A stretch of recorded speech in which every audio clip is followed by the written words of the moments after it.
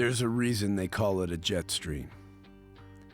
Packing bags of moisture from Hawaii and Arctic air from the Gulf of Alaska, winter storms fly in from the North Pacific to land on the BC coast.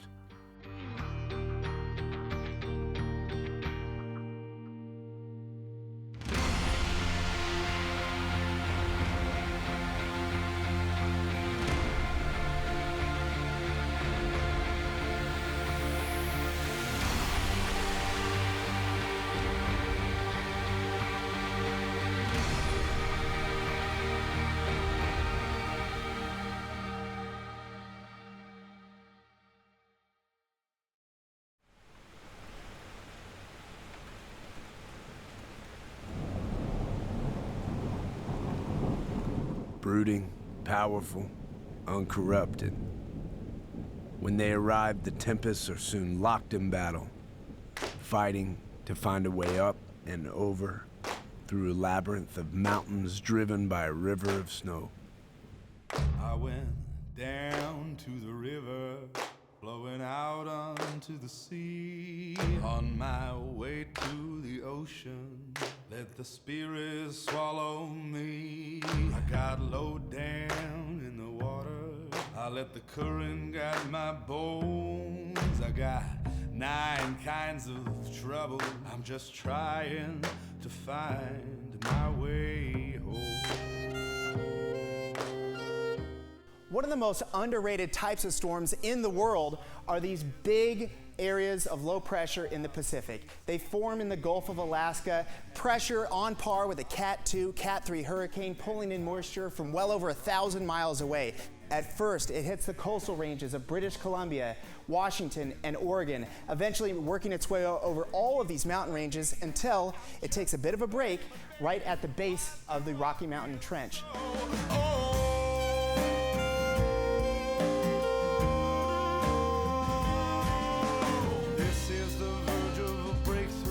It's a fine line that cannot be bent, and I felt like a river run dry, but I don't know where all of the rainwater went. And I believe we were all dead or dying, but I see different in the blue light.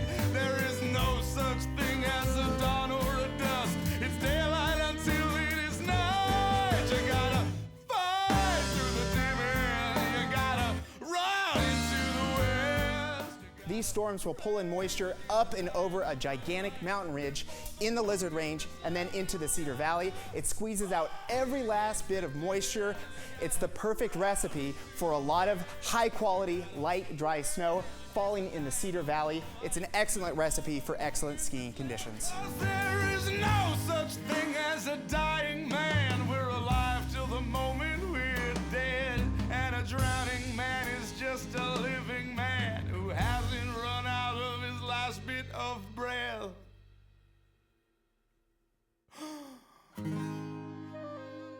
Frustrated by the walls of rock, they release a tantrum of snow. Ranges that do the best job of slowing them down are the ones for which they save their greatest fury. In the southeast corner of the province of British Columbia, where the north-south trending Rocky Mountain Trench meets east-west valleys in a jumble of peaks, a kind of checkmate occurs. The storms have nowhere to go, so they stay a while and snow some more.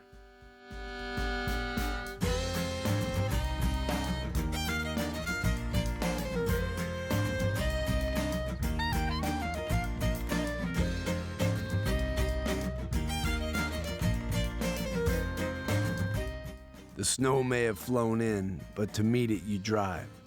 In a snowcat from the historic ski town of Fernie, up through snow-choked forests of ancient cedar that speak volumes about the area's unique microclimate.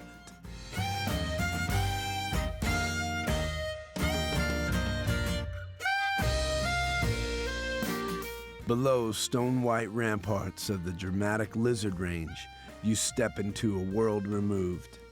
There's nothing here but a mountain wilderness, powder snow, and Island Lake Lodge.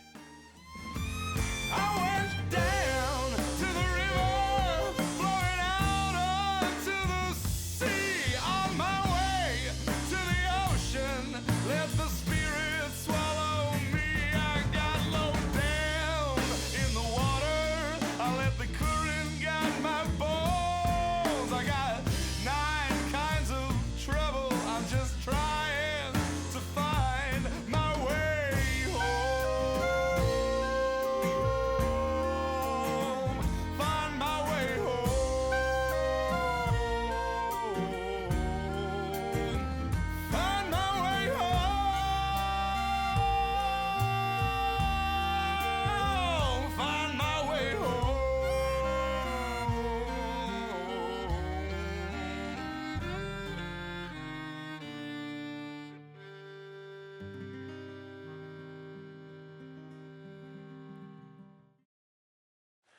blast. All right. 5, 4, 3, 2, 1, go. What is it about powder that makes it so special? It's natural, for one thing. Fresh, clean, sparkling. And it doesn't hurt when you fall. But it's more than that.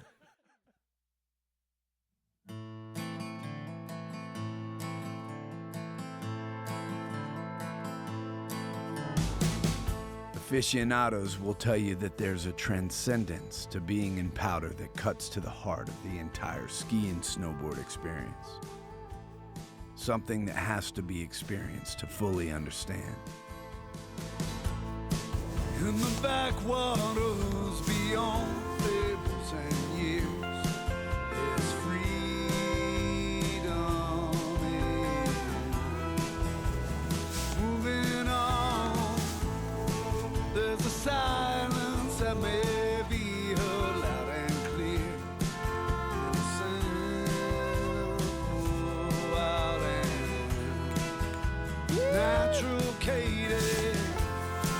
Keep my eyes open.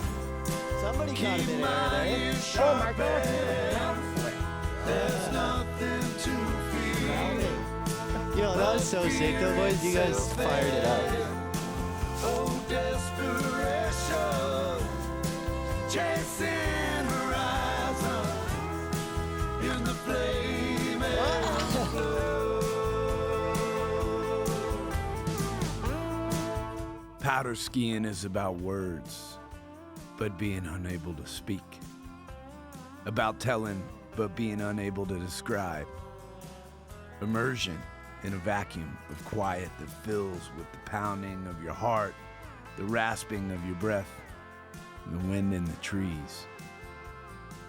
About inspiration and desperation. Silliness, magic.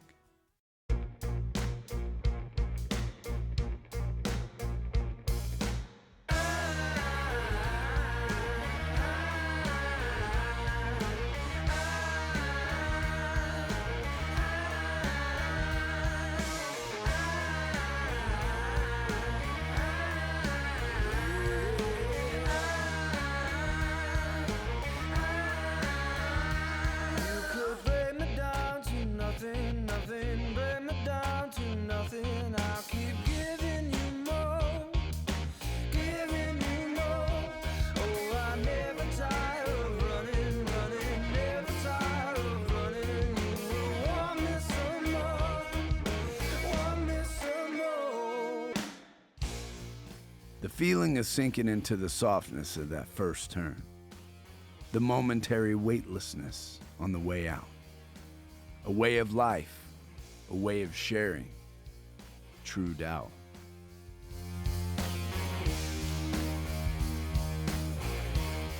This last idea is important. Powder skiing philosopher Dolores LaChapelle believes it's our gratitude for a shared experience that produces the absolutely absurd grins that we flash at each other after a good powder run. A mix of joy and disbelief. A reflection, she says, of life fully lived together in a blaze of reality. You don't see those grins anywhere else in life, but you see them every day at Island Lake.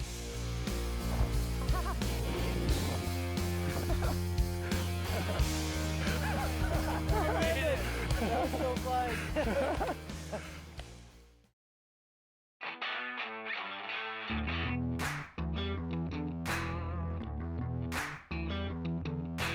Powder is a draw, but terrain is the inspiration.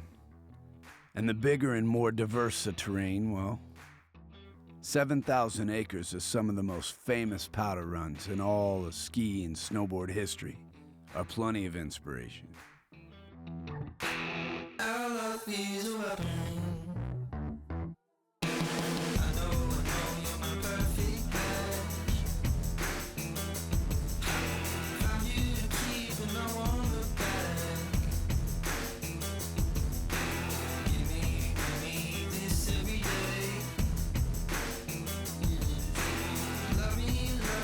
Love me your way.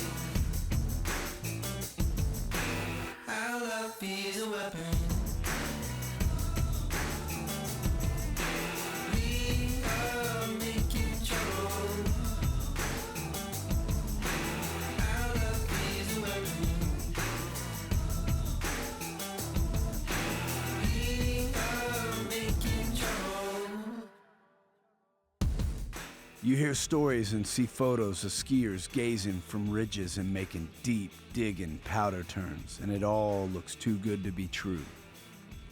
In reality, it's usually so far beyond good as to conjure cliché.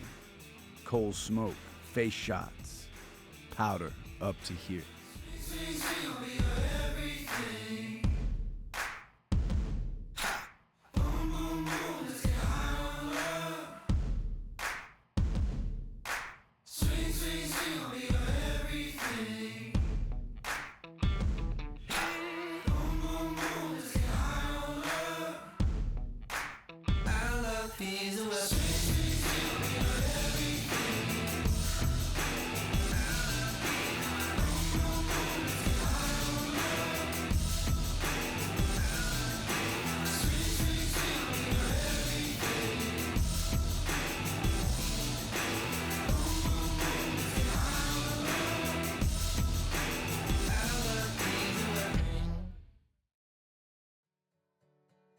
It's hard to beat a sunny day in the Alpine.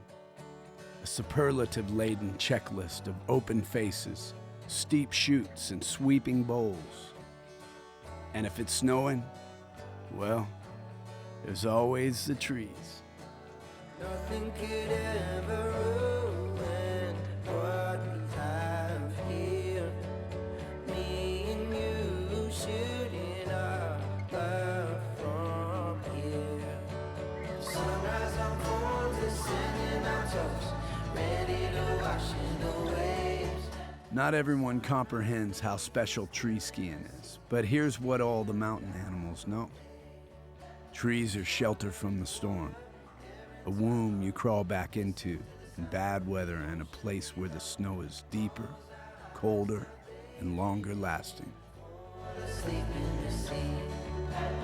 Nothing could ever ruin what we have here.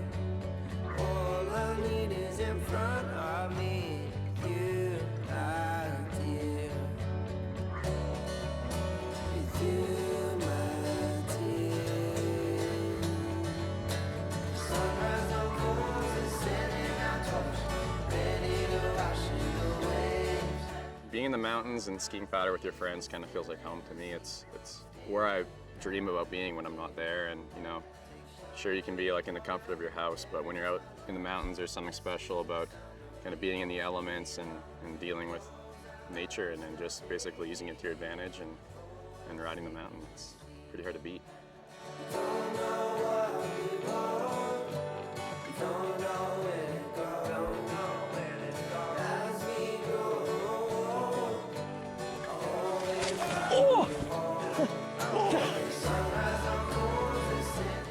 When you're skiing with your buds in the trees, it's pretty much like skiing in a dream, you know? You're following your best friends down the best powder run you've ever skied in your life.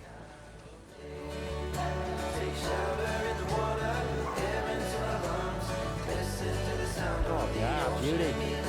Beauty.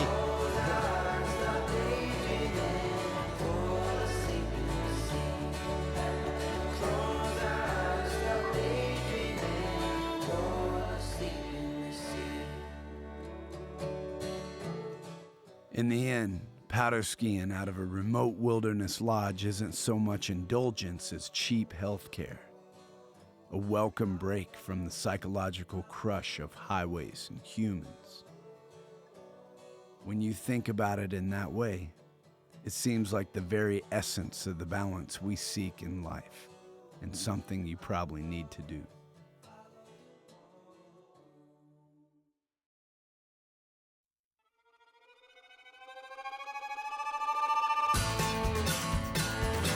Climbers, snow sport, and other athletes have known this for a while.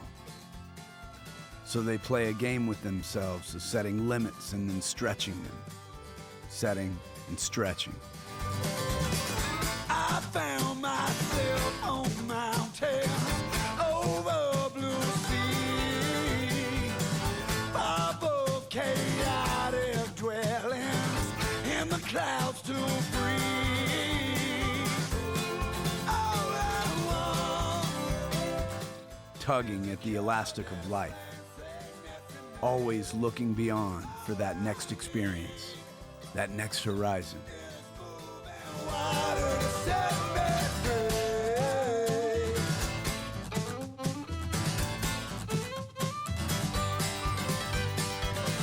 I found myself in a hurry, dead to the bone, saturated in worry. Is it a yearning to reach the summit of our own souls that brings us to the mountains? That sounds lofty and poetic, but it also sounds kind of true.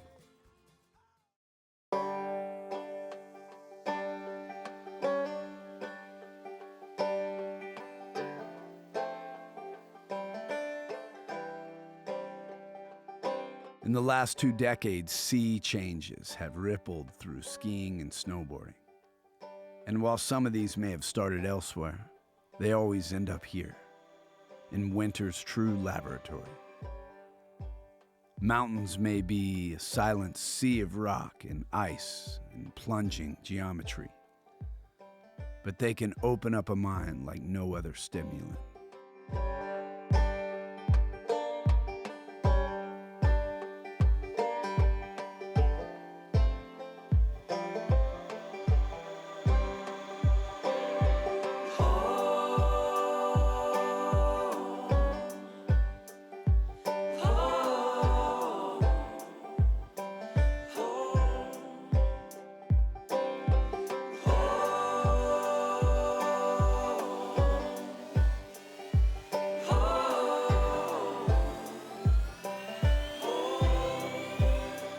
I'm going home.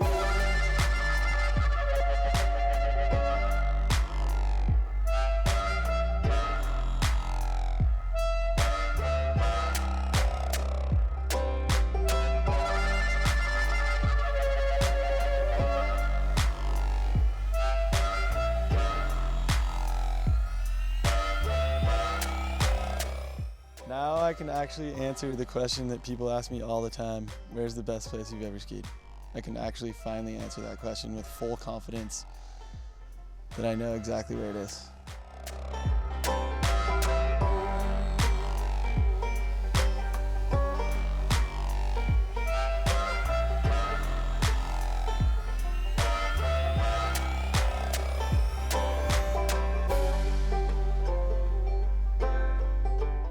In the end, maybe it's their stoic nature that's behind the restorative powers of mountains, while small things like humans are in constant flux.